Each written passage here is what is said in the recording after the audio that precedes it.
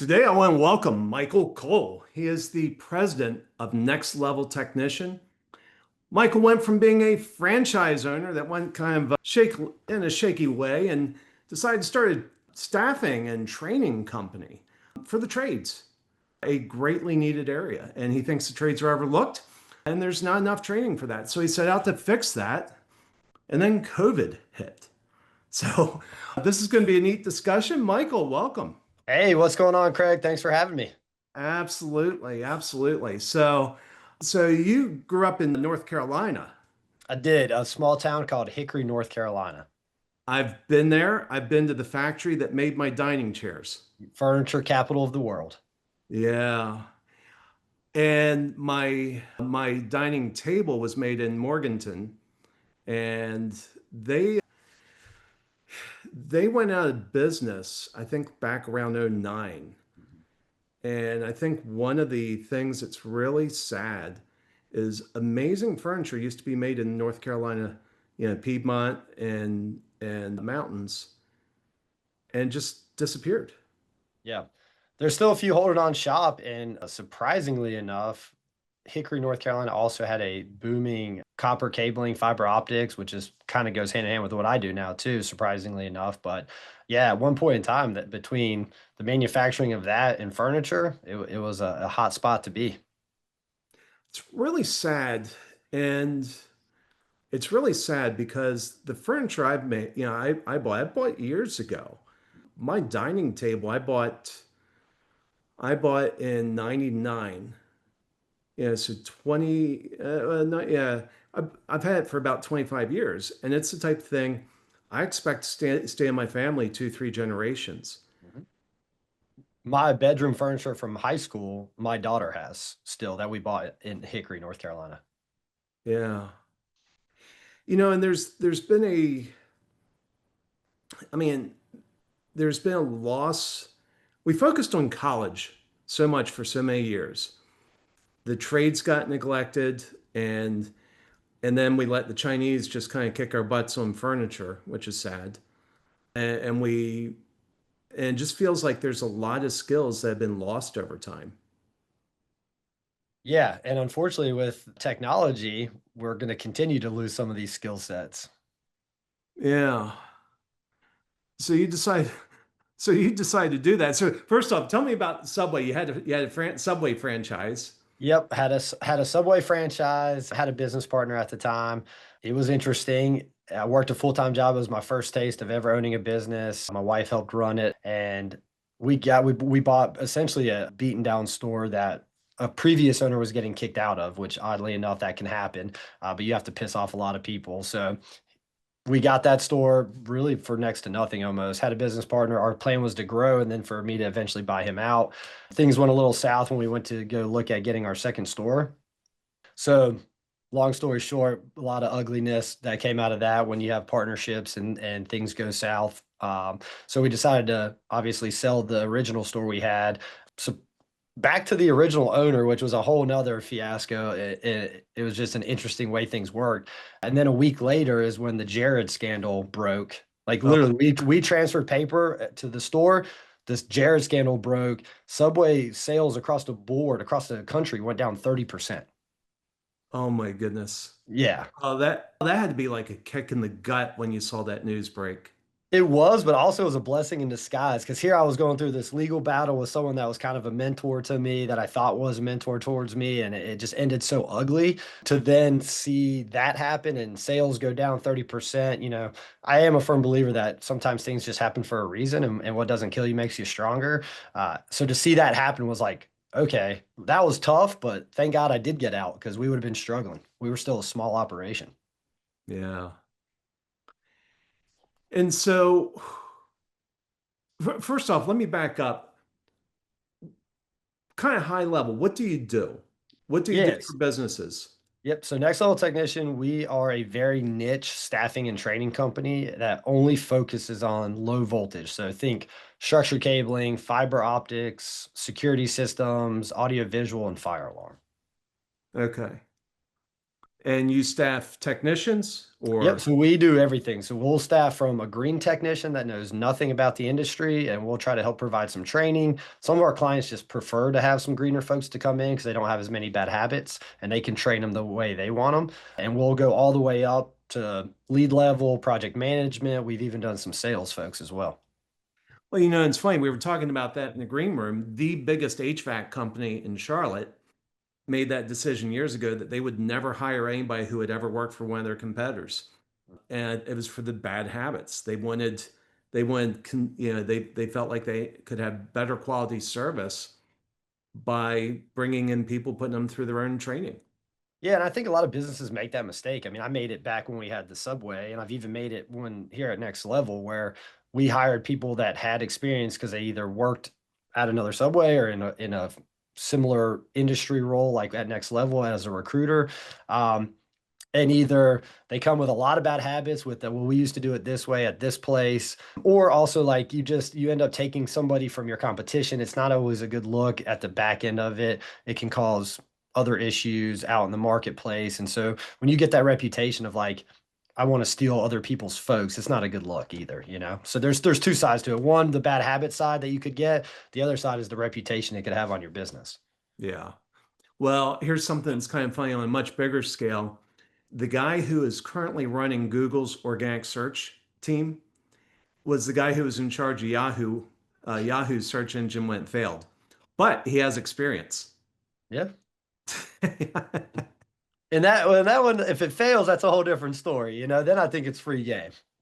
Well, but all of his experiences on driving a one of the world's leading search engines into the dirt. Yeah. Well, And I think he's done I think he's brought some of his magic to Google because yeah. I think Google's broken right now. Yeah. So, so anyway, you were telling me, so at some point you decided, hey, we're just going to do this kind of staffing thing and we're going to train people. And you did what a lot of entrepreneurs do. You're like, hey, this seems to be a need. Let me go do it. I'll do the research later on what it takes. Yeah, and I still live by that motto. Figure it out along the way. So I worked for a distribution company. They were a great company to work for, and I was selling all the products that our technicians install on a regular basis. So every day, phone calls would be, "Hey, if you hear of any technicians looking for work, send them my way. Send them my way." And I mean, this was a regular, almost everyday occurrence where people were calling about needing folks. So I said, "Man, I can figure this out. I got this." So it didn't quite click though. I was doing some volunteer work at a youth home until a kid that kind of I felt like didn't have a lot of opportunities once he was going to be asked to leave this home at the age of 18, 19 years old. And I was just driving home, kind of just like, man, what there's got to be some better options for kids that don't want to take the traditional college path. Maybe they don't even have the opportunity for that path. You know, a lot of people fall victim to their circumstances, but there's always a way out. You just need other people in your life to kind of point you in those directions. So I was driving home after volunteering and it just hit me. I'm like, this is it. I can work with organizations like this. I can work with local high schools. I can do all these things to do a training. And then it hit that I don't know how to do a training. I've never done this. I don't install this. I'm not a contractor. I sell the product. I know a lot about the product, but couldn't tell you like the intricacies of how it works and how to install it. So I called a buddy of mine named Jeff and I said, "Hey man, I've got this idea. Do you want to help out?" And he was all about it. Yeah. So how did it go? So you Uh, guys set up this training. What happened? It was terrible. So we hit up just about every local agency you could think of. So from at-risk youth to local government agencies, local high schools. So I went about on a month bender of just beating up everybody I could, putting flyers out, word of mouth, putting it even in local community colleges, like on their bulletin boards, just trying to get anything I could. We got about 10 people for the first class. We made it 2 weeks long because I had to do it after hours because I was still working a full-time job. Terrible, terrible, man. We had a good training system in place, but we didn't think about, are you scared of heights? Have you ever used basic hand tools? Just simple things that you just assumed anybody that was going to take this class would be okay with. Only to find out after getting into the class, we had one kid go up half a ladder and just a six, like not even a tall ladder, and just white knuckled it like after 2 steps. And I was like, ooh, we didn't think about this at all. So out of that first class of 2 weeks, We started with 10. After the first week, I think we were down to 8. After the second week, I had to let a couple people go just because they weren't picking up. So we finished the class with 3 people. And out of those 3 people, only one person passed their drug test. Oh. Yeah. Holy cow. It's like, wow. So, a couple thoughts. One, the ladders are surprising. So, I used to live in Greensboro Okay. and I had a single story, but it had a vaulted ceiling in the back of the house. And it was a little bit off the ground there. I remember going up to change, I had a spotlight up there. Oh my goodness, I mean, I've rappelled and I've done things like that, but I start going up that ladder and the ladder's a little rickety and what have you. It gave me the heebie-jeebies. Yeah, and I mean, think about some of our guys go on boom lifts that are the really narrow ones that up and outside, and if a little bit of breeze hits, I mean that thing's swaying. It's if you're not scared of heights, not all of our job sites require that, and not all the trade with even within what we do require that, but it's definitely part of it. You're going to be on a ladder at some point in time. Yeah. How do you screen for that now? Oh man, we've come a long way. So that was back early 2018. I will say though, out of that class, we did successfully pass the one guy. He worked for us for a long time. He actually got hired on full time by the client he went out with. So that was a huge success, which is a whole nother story because I didn't even know what staffing was. Even when we were doing the training, I thought maybe I would just get paid like a one-off fee for this person. But yeah, so after that class, we learned, right, as anyone does, you kind of got to just put your product out to the world and hope for the best. And even at this time, I wasn't expecting this to be a full-time gig ever. I didn't expect it to take off now, like where we're at. But we just kept using every training class we did to kind of vet, okay, based on that, now as we advertise and we talk to people, hey, these are the things. If you're interested in working with your hands, if you've worked with your hands in the past, have you? And then once they've showed interest, we hit them with the qualifications like, are you scared of heights? Are you colorblind? Is another one that we didn't think about. So there's a lot of things within the trades. Just about anything can be taught. That's what I love about the trades. Any of this is it's not rocket science. Any trade can be taught. But you have to have the aptitude to learn. And then there are some actual genetic attributes that could go against you. Yeah, and why does the colorblind matter? So we work with it's called the color code. So when you're punching down jacks and even fiber optic cables, they all have different strand colors, and you have to be able to see the right color to make sure you're making your connection correctly. Yeah, yeah. Yeah, I went through avionics school in the Marine Corps, and that was a quick way to get booted out was if you were, well, you'd never get in if you were colorblind. Yeah. So we've actually had I've talked to 2 people that have had successful careers colorblind doing this, but the only reason we found out about it is because once again on our next class we had someone that was colorblind and they weren't doing their terminations correctly, and I was like, something's not right. Like this kid's sharp, he gets it, and finally we're like, this isn't working. He was like, well, yeah, that color right there is green, and we're like, no, it's not, it's blue. And then it hit, and then I was like, oh, well, let's add that to the list to ask about. Wow. So what was your second class like? So first class, you start with 10, Yep. finish with 3, only one passes a drug test. Yes. So second class was similar in size because we found that like anything over 10 was just going to be too many people for a training. And we actually said, screw this 2 week nonsense. Let's shorten it. We actually went to 2 full days. We did a Friday, Saturday. I just took PTO from my other job and then gave up a little bit of my weekend time. And we found it was a lot better too because throughout 2 weeks, and if you're only doing an hour at a time, like people attention span kind of gets lost, and these are very basic minimal skills they needed anyway. So rock it out in 2 days and then try to get them a job as fast as possible was kind of the goal there. And that class was good. I think we had 10 people and only 7 actually showed up, which is common now. So that class was pretty good. I think we got 5 out to work after that one. But what was really interesting is after that class, what happened next was I started getting phone calls and emails because I started really small, just in Charlotte, North Carolina. I started just getting phone calls and emails like, "Hey, these techs are working out well. This is great. Glad we could use you, but now I need people with way more experience, like things that you won't be able to train them on. So can you just go find me those people too?" And Wow. I was like, "Oh wait," I was like, I might be able to make some money doing this, because this was just supposed to be side hustle fun, trying to get kids involved and, give other avenues for folks. And then it kind of hit me like, oh, I might be onto something here. Yeah. So when you place somebody, the traditional staffing model is, or headhunting model is like a 20 or 30% of the first year's compensation. Yep.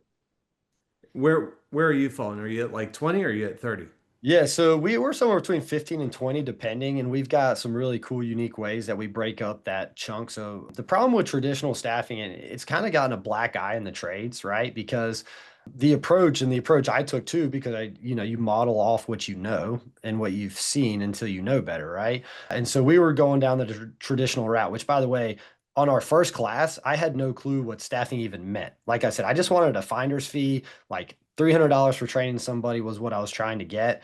And my buddy Jeff was like, no, no, this is staffing now. You need to go get workman's comp and like all this stuff. And he kind of showed me the ins and outs of like what was needed.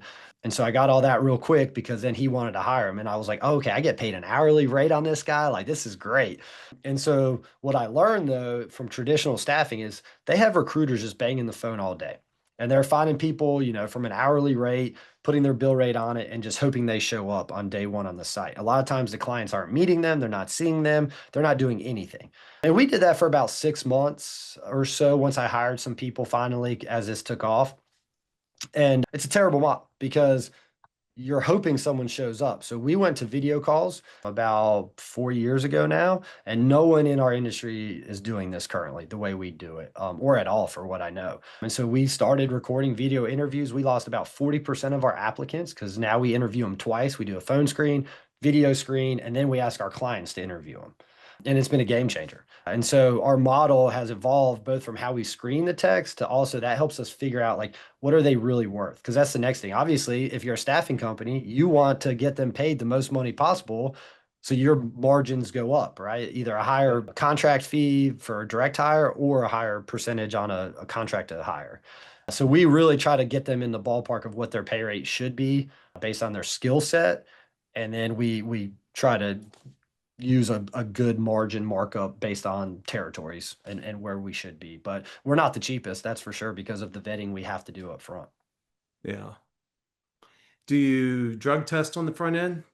So what we do is we drug and background check everybody, but we don't do that until we get the green light. So like if I sent you a candidate and you're like, I'm really interested, I want to bring him on, I want him to start Monday or her to start Monday, we'll drug and background check at that time and let you know like, hey, pending this coming back, we can start on Monday. Just because it's such a cost and we would be drug and background check, we'd be wasting money left and right. Yeah. Yeah. Yeah, and it's I have a buddy out in the Denver area who does drug testing, and he works with companies that have drivers with CDL. Okay, yeah. And if there's ever an instant he has to be on the scene, do a drug test, Mhm.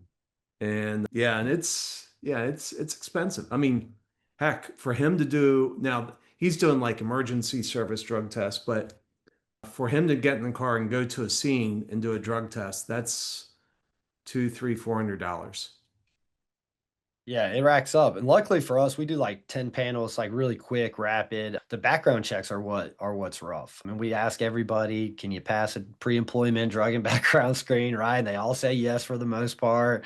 Few people actually tell the truth. And it's funny. The ones that actually are like, oh yeah, hey, by the way, I got a little bit of trouble. I had a misdemeanor. The ones that actually own up to it, you'd be amazed that they actually get placed. Like clients and us personally, like we would rather you be upfront and tell the truth because what happens is if you say you can, we run your background and you have something, then you lie. Like you knew about that. Like there's no way you didn't know you had a charge on your record from a year ago or even a pending charge. And so we try to like have that talk with people, but you'd be amazed. And then now with marijuana becoming legal in certain states, there's some blurred lines about, what you can and can't allow. And so it's just the drug and background world has been a huge kind of culture shock for me and something that we actually preach now when we get to talk to younger generations about the trades. It's like one mistake will follow you your life. Yeah. But I like what you said about coming clean because I believe I believe we're a society that believes in giving people second chances. And and we all have something in our background. I mean, I should have a record. I mean, heck, one time, this was before I went in the Marines. My brother and I went down to the beach. We were walking down the boardwalk with little cups of beer, and a cop has me by my arm and is taking me back to the cruiser. I'm getting ready to be booked for underage drinking, drinking in public, all sorts of crap. I yanked my arm out of his hand and start running and got away from him. I mean, had I been a slower runner, I'd, I'd have a record. Well, I always say that usually the only difference between someone with a record and someone without a record is they got caught. Yeah. I mean, everyone's got a pass. So, Yeah. And I think that's, it's such an important point. It's in creating that environment where you can say, hey, look, nobody's perfect. Come clean. yep. Come clean. And, just kind of in dealing with customers, this is kind of where it gets in my world. I mean, guess what? My agency, we're imperfect. We make mistakes. And it always works out best when we're the one that goes to the client first and tell them. And don't make a bunch of BS excuses. Just say, hey, we screwed up. Here's what happened. Here's what we're doing to fix it. Yeah. And that's what I tell my team that all the time. Like, we're human, we're going to make mistakes. The thing is, the faster you own it and come with solutions, generally speaking, 9 out of 10 times you're fine. Yeah. Own Yeah. it and move on. Oh, I had an instinct years ago where we had a project. It was a website project. And we usually don't do website projects. We don't build them. We have somebody that works, we have a sub that builds them. We architect them, the kind of the information structure. And this had a special API that was supposed to interface with HubSpot. And we launch it, it goes live and it breaks. And I call my web guy. I'm like, hey, this is broken. Can you fix it? And he fixes it. And then a few weeks, I tell the client, all right, it's fixed. 2, 3 weeks later, breaks again. Go through the same routine, breaks a third time.